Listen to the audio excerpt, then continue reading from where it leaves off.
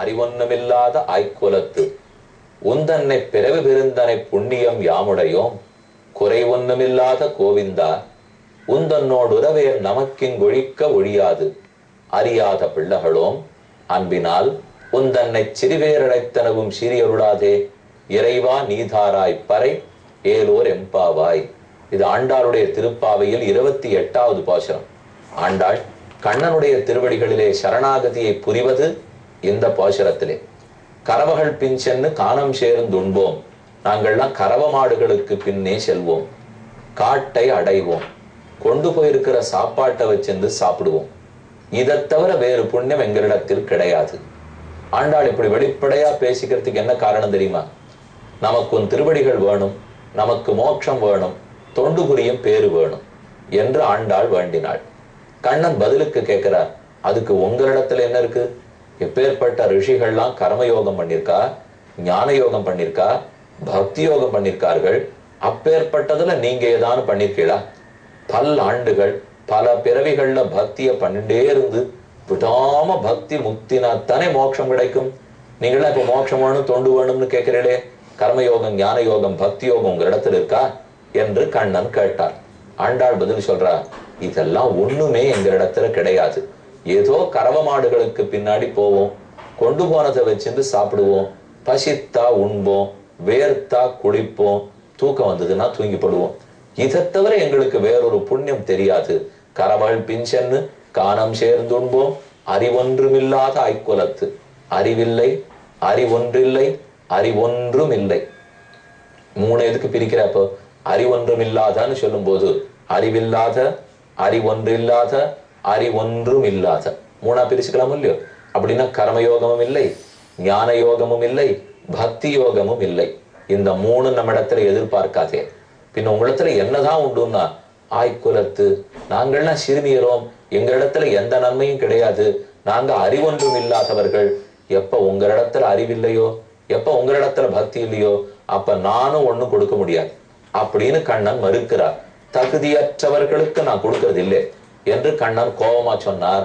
ஆண்டாள் பதிலுக்கு இதே பாட்டுல சொல்றார், எங்க இடத்துல அறிவொன்றும் இல்லைன்னு சொன்னது உண்மை. ஆனா ஒன்றுமே இல்லைன்னு நாங்க சொன்னோம். அறிவில்லை, ஞானமில்லை, பக்தி இல்லை சொன்னோம். அதாவது அந்தந்த புண்ணியங்கள் இல்லைன்னு சொன்னோம். ஆனா புண்ணியமே இல்லைன்னு நாங்க சொல்லலையே. கண்ணன் குழம்பி போயிட்டார்.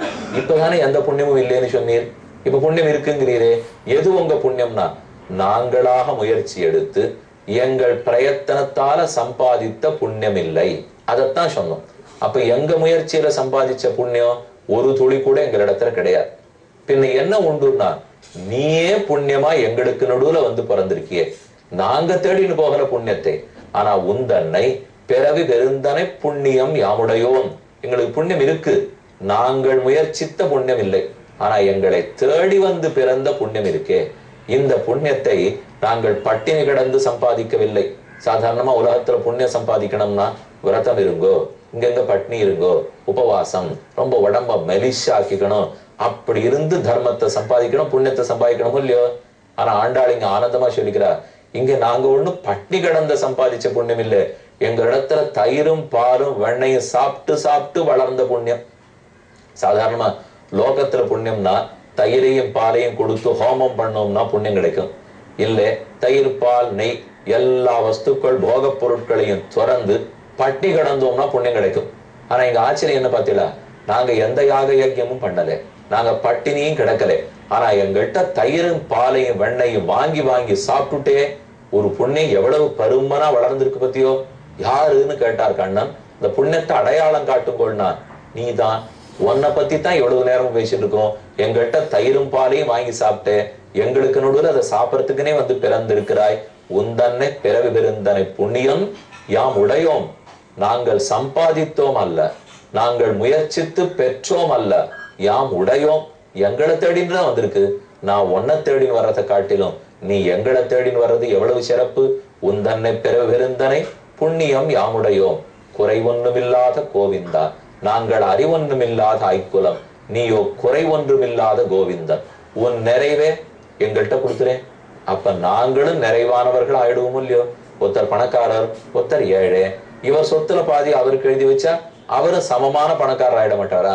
நாங்க ஏழை, கர்ம ஞான பக்தி இல்லை, நீ பணக்காரன், கருணையே வடிவெடுத்தவன், உன் கருணையை எங்க பேர்ல போட, நாங்களும் உன் அளவுக்கு வசந்துட மாட்டோமா? குறை ஒண்ணுமில்லாத கோவிந்தான்னு ஆண்டாள் கூப்பிட்டாள். இந்த கோவிந்தான்னு கூப்பிடுறதுக்கு அர்த்தம் என்ன தெரியுமா? ஆண்டாள் வேணும்னு கண்ணனை குத்தி காட்டி பேசுறா. ஆனா ஆண்டாள் சொன்னதை கண்ணன் புரிஞ்சுட்டாரு. இப்போ கோவிந்தா அப்படின்னு கூட்டா என்ன தெரியுமா அர்த்தம்? கோவிந்த பட்டாபிஷேகம் பண்ணி கொண்டவனே.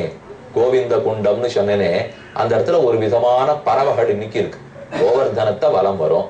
அப்போ ஒரு வெள்ளை வெள்ளையா இருக்கிற பறவை, அது கோவர்தனத்துல மத்த எங்க போய் சேவிச்சாலும் அது கிடைக்கல. ஆனா அந்த கோவிந்த குண்டத்துல மட்டும் இருக்கு. அது கோவர்தன மலையில இருந்த பறவையாம். கண்ணன் அதை தூக்கி பிடிச்சுக்கிறச்சு, அது மலையோட இருந்துதான். அப்போ மத்த எல்லா பறவைகளும் போச்சு, இது மட்டும் இருந்திருக்கு. முடிஞ்சு போச்சு. கோவர்தனோத்தரன கதை முடிஞ்சப்பறம் கண்ணன் திரும்ப மலையை கீழே வச்சாரோ இல்லையோ, அது வச்சதுக்கு பக்கத்துலதான் இந்த கோவிந்த குண்டம். அங்கேயே இந்த பறவைகள் இன்னைக்கு வாழ்ந்துட்டு இருக்கு. அந்த சாதி பறவை மட்டும்தான் இன்னைக்கு அங்க இருக்கு. அது கண்ணனுடைய கைகள்லயே ஏறின மகாபாகியம் பெற்ற பறவைகள். இந்த கோவிந்த குண்ட தீர்த்தத்திலிருந்து தான் பட்டாபிஷேகம் நடந்தது. பாண்டாள் அதைத்தான் ஞாபகப்படுத்துறா. கோவிந்தா உந்தன்னை பிறவி பெருந்தனை புண்ணியம் யாமுடையோம், குறை ஒண்ணும் இல்லாத கோவிந்தா. கண்ணன் சொல்றார். இப்ப கோவிந்தான்னு கூப்பிட்டதுக்காக என்ன ஆண்டாள் கோடி காட்டுறா? அன்னைக்கு நீ குன்றை குடையாக கவித்த போது கோவிந்த பட்டாபிஷேகம் நடந்து சொல்லியோ. இந்திரன் வந்து உனக்கு பட்டாபிஷேகம் பண்ணா, காமதேனு வந்து பட்டாபிஷேகம் பண்ணினாள். நாங்கள்லாம் உன்னை பார்த்து கேட்டோம், நீ யாரு? இப்ப 7 வயசு பிள்ளை போய் தூக்கி பிடிச்சு நிக்கிறியே கேட்டோம். அப்ப நீ என்ன சொல்லுண்டே? உங்களுக்குள் ஒருவன், அகம்வோ பாந்தவோ ஜாத்தா, உங்களோட ஒருத்தனா என்னை ஏத்துக்கணும், அப்பதான் நான் எல்லாம் செய்வேன் என்று சொன்னியோ இல்லையோ. அப்ப உங்களோட ஒருத்தன்னு சொன்னதுதான் எங்க தகுதியே. நீ எப்ப எங்களுக்கு நடுவுல பிறந்துட்டியோ, எங்களுக்குள் ஒருத்தன்னு சொல்லுண்டியோ, உன்னை தவிர வேற புண்ணியத்தை நாங்க தேடி போகணுமா? கிருஷ்ணம் தர்மம் சனாதனம், ராமோ விக்கிரகவான் தர்ம, சாது சத்திய பராக்கிரமா. ராமனே தர்மம், கண்ணனே தர்மம். நாங்க தர்மத்தை தேடின்னு போக வேண்டாம், தர்மமே எங்களை தேடின்னு வந்திருக்கு. நாங்க புண்ணியத்தை தேடின்னு போக வேண்டாம், புண்ணியமே எங்களை தேடின்னு வந்திருக்கு. ஆக கோவிந்தான்னு சொல்லச்சே, நீங்க யாருன்னு எங்களை பிரிச்சு விடலையே, எங்களுக்குள்ள ஒருத்தன் ஒத்துண்டியோ இல்லையோ. அங்க மட்டும் அப்படி பேசிட்டு இன்னைக்கு என்ன தகுதி இருக்குன்னு விசாரணை பண்ணிட்டு இருக்கேப்போ. ஒரே ஒரு தகுதி, நீதான் அந்த தகுதி. உந்தன்னை பெருவிருந்தனை புண்ணியம் யாமுடையோம், குறவொன்னுமில்லாத கோவிந்தா. உந்தன்னோடு உறவேல் நமக்கிங்கொழிக்க ஒழியாது. உன்னோட சேர்ந்து தொண்டு புரியலே நம்மால் வாழ்வதற்கு இயலாது. நமக்கிங்கொழிக்க ஒழியாது. அறியாத பிள்ளைகளோம் அன்பினால் உந்தன்னை சிறுவேரழைத்தனவும் சிறியருளாதே இறைவா நீதாராய்ப்பறை. எவ்வளவு எளிய பாடல், ஆனா எத்தனை ஆழ்ந்த கருத்து கொண்ட பாடல். ஒரு வார்த்தையில கோவிந்தான்னு கூப்பிட்டு மொத்த கதையும் கண்ணனுக்கு ஞாபகப்படுத்திட்டாலும் இல்லையோ. அப்ப நாம இப்ப பெருமாள் நம்ம கிட்ட வந்து உனக்கு என்ன தகுதி இருக்குன்னு என் காலை பிடிக்கிறேன் கேட்டா நம்ம பதிலுக்கு என்ன சொல்லணும்? இருக்கே கோவிந்தா அப்படின்னு அவரை பார்த்து கூப்பிட்டுடணும். கோவிந்தான்னு கூப்பிட்டுட்டோம்னா அப்ப அவரு நமக்கும் அவ்வளவு நெருக்கம். நாம் அவரை தேடின்னு போறோமோ இல்லையோ, அவர் நம்மளை தேடின்னு வந்திருக்கார்.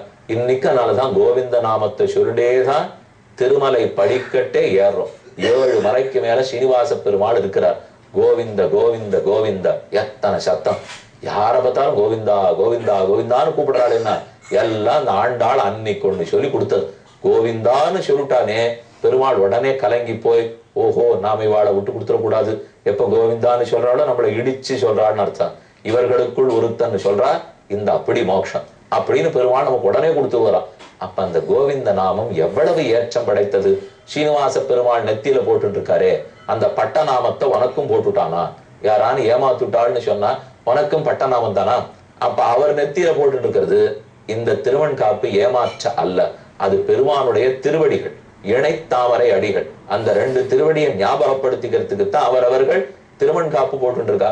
ஏன் திருவேங்கடவனுடைய நெத்தியில அவ்வளவு ஆச்சரியமா திருமணம் போட்டு இருக்கா? அவர் என்ன ஏமாத்துறவரா? இல்ல ஏமாத்துறவரை சேவிக்கிறதுக்கு லட்சக்கணக்கான நித்தியம் ஜனங்க வந்து காத்து கிடக்குமா? ஒரு தொருத்தம் கோட்டீஸ்வரனா இருக்கட்டும், எந்த பதவியில இருக்கட்டும், ஒரு நாள் சேவை ஆகும்னா காத்துன்றதுதான் பெருமாளை சேவிக்கிறானே தவிர அவர் ஏமாற்று பேர் வழியா இருந்தா பண்ணுவாரா? ராமன் ஏமாத்திருக்காரா? கண்ணன் ஏமாத்திருக்காரா? ஒரு நாளும் இல்லை. யாரோ தெரியாதவர்கள் உபயோகப்படுத்துகிற சொற்களை அறிந்தவர்கள் புரிந்தவர்கள் உபயோகப்படுத்தவே கூடாது. அதனால நாம போட்டாளான்னு கேட்டா, ஏன்னா ஏமாத்துறதுன்னா நாமமானா ஒண்ணு சொல்லலாமா? நாம தான் பெருமாளுக்கு நாமம் போட்டு இருக்கோம்.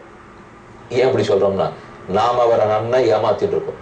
நம்ம எங்க சுவாமி ஏமாத்திட்டு இருக்கோம்னா, பண்ற குற்றத்தை எல்லாம் பண்ணிட்டு எல்லா பாவத்தையும் பண்ணிட்டு சரணம் கோவிந்தா அப்படின்னு போய் சொன்ன உடனே இந்த ஒரு வார்த்தை இவன் சொன்னதுக்கு ஏமாந்து அவர் பாவங்கள் அத்தனையும் போய் கொடுக்குறாளோ இல்லையோ. அப்ப நாம தான் வேணும்னு கோவிந்தா வெங்கடவனே வெங்கடேஷா ஸ்ரீனிவாசா என்னமோ ரொம்ப ஆசையா ரொம்ப பக்தி இருக்கிறவன் சொன்னா எப்படி சொல்லுவனோ அந்த மாதிரி குரல் கண்ணு எல்லாத்தையும் வச்சு நம்ம சொல்லுவோம். நம்ம சொன்ன நாமத்தை பார்த்து பெருமாள் ஏமாந்து போயிடுறார். அவர் ஒண்ணும் நாம நெஜத்துல வந்தமான்னு கூட பாக்குறது இல்லை. என்னுடைய திருநாமத்தை சொன்னான், இவனுக்கு பாபங்களை போக்கினேன். உண்மையா பெருமாள் ஏமாந்து போய்த்தான் நம்ம பாபங்களை போக்கிட்டு இருக்கார். அதை பத்தி அவருக்கு ஒண்ணும் கவலை இல்லை. இப்போ ஏன்னா யாரை ஏமாத்துறோங்கிறத தெரிஞ்சுக்கணும் இல்லையோ. சர்வேஸ்வரனை ஏமாற்றுவதற்கு ஒரு நாளும் இயலாது. அவர் நம்ம பெத்த தகப்பன். ஒரு பிள்ளை அப்படி இப்படி தப்பு பண்ணிட்டுனா கூட அதை கண்டும் காணாமல் தட்டி கொடுத்துட்டு போறாளும் இல்லையா அம்மாவும் அப்பாவும். அவளுக்கு தெரிஞ்சிருக்கும் அந்த பிள்ளை இந்த தப்பு பண்ணிருக்குன்னு. ஆனால் அதை கண்டும் காணாமல் போறாளே, ஏமாந்துட்டாள்னு அர்த்தம் அல்ல, தாய் பாசத்தால நடந்து கொள்ளுகிறாள்னு அர்த்தம். அதை போலத்தான் பெருமானின் தாய். அவரை நம்ம ஏமாத்துறதுக்கு முடியாது. ஆனா நம்ம குற்றங்களை கண்டும் காணாம அழைச்சிட்டு போறாரோ இல்லையோ. அவருக்கு இன்னும் நாம என்னென்ன உண்டோ அபச்சாரப்பட்டு இருப்போம். ஏதானு காணா போயிடுத்துனா கோவிந்தாவா, ஏமாற்றுட்டாள்னா நாம போட்டுடா. இது ஒன்னொன்னு திருப்பதி வெங்கடேச பெருமானிடத்தில் நாம் இழைக்கக்கூடிய அபச்சாரம். ஏன்னா இந்த நாமத்தை எவ்வளவு சக்தியா இந்த இடத்துல சொல்லியிருக்கார். ஒரு கோவிந்தான்னு சொன்னோம்னா 3 எழுத்துடைய பெயரால் கத்திர வந்துமன்னே பராங்கதி கண்டுகொண்டான். இத்தரை அடியரானார் கிறங்கும் நம் அரங்கனாய பித்தனை பெத்துமந்தோ பிறவியுள் பிணங்குமாறே தொண்டரடிப்படியாழ்வார் சாதிக்கிறார். வெறும் கோவிந்தான்னு ஒருத்தன் சொன்னா க்ஷத்ரவன் தூங்கிறவன் உயர்ந்த கதியே அடைஞ்சுட்டான். அதுவும் கோவிந்தான்னு கூட அண்டாளங்க சொல்ல வரல. திருமாலிட தொண்டரடிப்படியாழ்வார் சொல்லல. 3 எழுத்துடைய பெயரால் 3 எழுத்து கொண்ட பகவானுடைய நாமத்தை சொன்னான், முக்தி அடைந்தான். சுவாமி இது எந்த 3 எழுத்து? ஸ்ரீதர, மாதவ, கேசவ, கோவிந்த. எதை சொல்றீர்னா கோவிந்த நாமந்தான். ஆனா அது கோவிந்தான்னு 3 எழுத்துன்னு சொல்லிட்டேன்னா ஆமாமா எங்களுக்கே அது தெரியும், நீர் என்ன இப்ப புதுசா சொல்றீர் அப்படின்னு கேலி பண்ணிட்டு போடுவானா. அதை மறைச்சு 3 எழுத்துன்னு சொன்னா ஏதோ 3 எழுத்துங்கிறாரு, அது எதுவா இருக்கும் அப்படிங்கிற கேட்கிற ஆவல்ல வருவான். அப்ப கோவிந்த நாமம்னு நான் சொல்லிக் கொள்ளுகிறேன். அப்ப 3 எழுத்தை சொன்னபடியாலே தாழ்ந்தவன் உயர்கதி அடைகிறான். கண்ணனுக்கே கோவிந்த நாமத்துல விருப்பம். நாராயணான்னு சொன்னா அவருக்கு பிடிக்கலாம், கோவிந்தான்னு சொன்னா பிடிக்குமா. உந்தன்னை சிறுபேரழைத்தனமும் சீரியருளாதே. முதல் பாசுரத்தில் நாராயணனே பறை தருவான்னு சொன்னேன். 2ஆம் பாசுரத்தில் பார்க்கடலுள் பையத்து என்ன பரமன்னு சொன்னேன். 3ஆம் பாசுரத்தில் ஓங்கி உலகளந்த உத்தமன்னு சொன்னேன். நாராயணன், பரமன், உத்தமன், பற்பநாபன், ஊழி முதல்வன், மாயன், இதெல்லாம் எவ்வளவு பெரிய பேர். ஆனா கண்ணனுக்கு இந்த பேர்லாம் சொன்னா பிடிக்காதான். அதனாலதான் கோவிச்சுட்டு முகத்தை சுணக்கமா வச்சிருந்தாலாம். ஆண்டாள் இப்ப மன்னிப்பு போட்டுட்டா. அந்த பேர்லாம் இனிமே சொல்ல மாட்டேன். இப்ப என்ன பேர் சொல்லுவீர்? கோவிந்தா உந்தன்னை பிறகு விருந்தனை. இப்பதான் கோவிந்த நாமம் தான் உனக்கு பிடிக்கும்னு தெரிஞ்சுட்டேன். அந்த நாமத்தையே சொல்றேன்னு பார்த்தித்தாடும் இல்லையோ. அப்ப கோவிந்த பட்டாபிஷேகம் முடிந்தது. கோவர்தன கிரிதாரியான கண்ணன் கோவிந்தன் என்னும் பெயரோடே எப்போதும் விளங்கி கொண்டிருக்கிறான். ஆனா ஒரு நாள் ஆபத்து சூழ்ந்தது. திடீர்னு அவனுடைய தந்தையார் நந்தகோபாலரை வருணதேவனுடைய கிங்கரர்கள் வேலைக்காரர்கள் வந்து பிடிச்சு கட்டி இழுத்துன்னு போயிட்டா. ஊரே அல்லோல அல்லோலப்பட்டு போச்சு. நந்தகோபாலன் எங்கே எங்கே எல்லாரும் கண்ணனிடத்துல வந்து கேட்கிறா. கண்ணன் போய் வருணலோகத்திலிருந்து நந்தகோபாலன் அழைச்சின்னு வரார். அது அடுத்த கதை பார்ப்போம்.